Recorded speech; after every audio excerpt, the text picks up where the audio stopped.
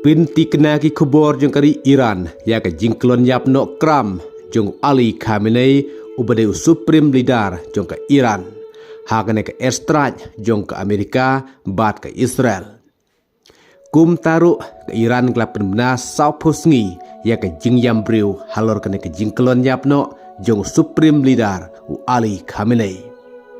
Bat kat kum ki kubor la ongru ba persa kurim jong u bat ka kun jong uru kia kelon nyap lang no hakane ka airstrike jong ka Amerika bat ka Israel ya ka Iran. Bat haswa ba ka Iran klapen benaya ka jingkelon nyap no jong Ali Khamenei shua ya kane nakaling jong Presiden Donald Trump ru ula pentikna bau Ali Khamenei ula kelon nyap no hakane ka airstrike jong ka Amerika. Kum taru ka thmag ba jurm ta kla khipuk ha Middle East. Na ka jing sedang ban kerwit jong ke Amerika bat ke Israel da ke airstrike ya ke Iran. Ha ka bah nekamit weu namding jong ke Iran ula hap Tel Aviv.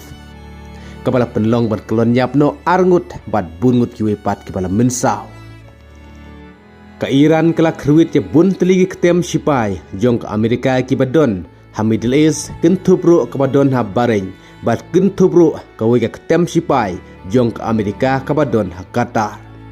Kum taru ke Iran klapen menabakan sepen pai de kebat ting ya ke Amerika bat ke Israel kamtam halor kene ke jingkelon yap no jong supreme leader Ali Khamenei. Ki kubor jong ke Iran kilakam mentah ka step segi ublei.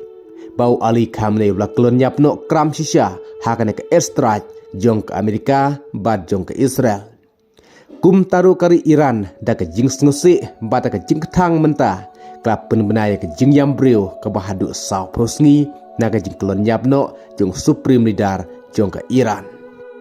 Kadba na ke ling jong prime minister jong kari Israel Benjamin Netanyahu ula penpau bakane ke thema jong ke Amerika bat ke Israel percaya ke Iran. Kadai ke we ke thema ke ban sawara penban ya ke jing suk ya ke jing lai luj ya kari Iran. Kabang ngimla bantip lah to kan Donshan em ke jingkela jong ke Iran hadin kene ke jingkelon yap no jong Ali Khamenei.